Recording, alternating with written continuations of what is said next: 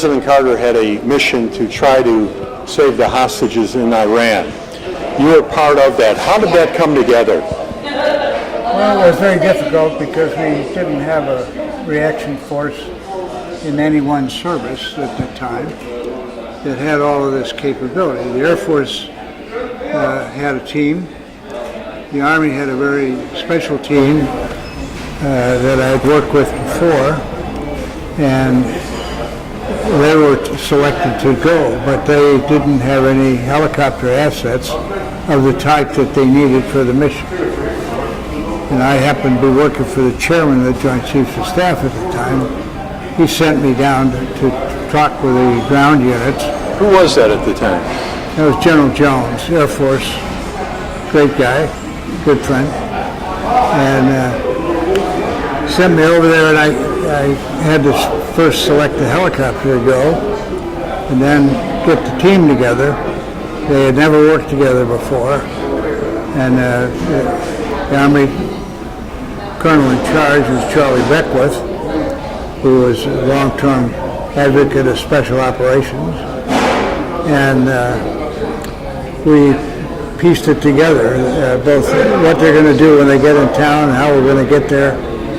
And we just very, very difficult things. We were trying to fly helicopters 1,000 miles into enemy territory and refuel somehow, because the helicopters normally go about 100 miles out and 100 miles back in those days. It's much different today. So it was unfortunate that we ran into terribly bad weather, and as a result of that, we had the helicopter hit one of the C-130s.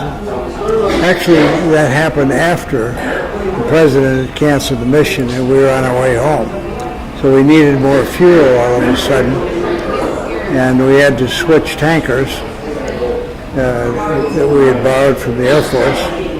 And in doing that, we had made an air collision.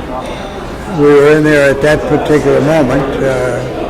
No one knew we were there yet, and we were quite pleased with that. The helicopters were to fly back to the carrier in the Gulf, and that was it.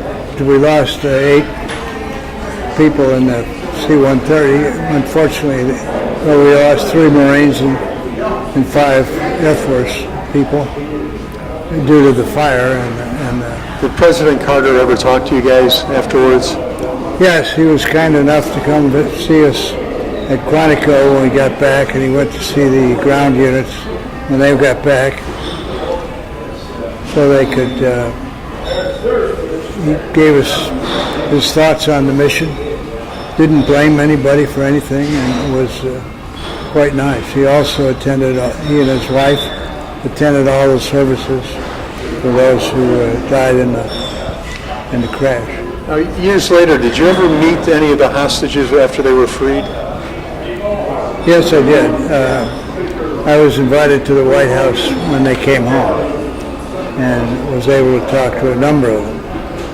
And it's quite an event. Were they aware of the failed mission at the time, or had no knowledge of it? Just after the mission, yes, they knew something had happened, but they weren't just sure what.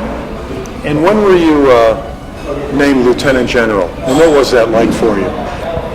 Well, I was serving in Okinawa at the time. I had an aircraft wing that was under my responsibility, and the former Secretary of the Navy came out and said, "You're going back to Washington," which I didn't want to do, but he said, "You're going to take over aviation and be the one that running the show for the aviation side." So that was a great honor, but it took a while to make it. Was your mom still alive? Oh no, she died when I was in Korea many years before. Well, thanks for doing this today.